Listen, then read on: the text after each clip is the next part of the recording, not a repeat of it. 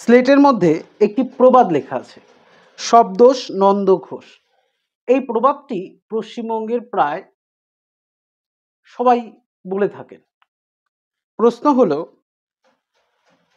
এই প্রবাদটির অর্থ কি? এটির অর্থ হলো, দোষ যেই করুক একজনের ঘাড়েই দোষটি চাপিয়ে দেওয়া, বা সবলদের উপরে দোষটা না চাপিয়ে সবসময় দুর্বলদের উপরে দোষটা চাপিয়ে দেওয়া। এইবার আরেকটি প্রশ্ন হলো যে এই প্রবাদটি বাংলায় কিভাবে এসেছে একটু জেনে নিন।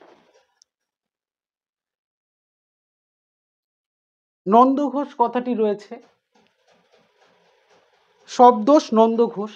এই নন্দ ঘোষটি আসলে কে? এই নন্দ ঘোষটি হলো কৃষ্ণের পালিত পিতা। যখন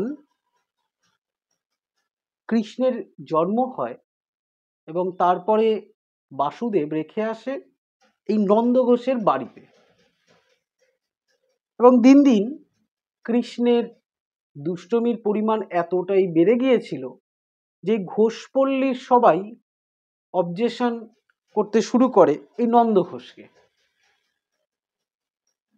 পুত্রের প্রতি এতটাই ভালোবাসা রয়েছে এই নন্দ ঘোষের, অর্থাৎ কৃষ্ণের প্রতি, তার জন্য তাকে আর তিনি কিছু বলে উঠতে পারেন না। তাই গ্রামের সমস্ত লোক বলে ওঠেন যে সব দোষ নন্দ ঘোষের। ভিডিওটি ভালো লাগলে লাইক শেয়ার করতে কিন্তু ভুলবেন না। ধন্যবাদ বন্ধুরা। এরকম আরো ভিডিও আসতে চলেছে।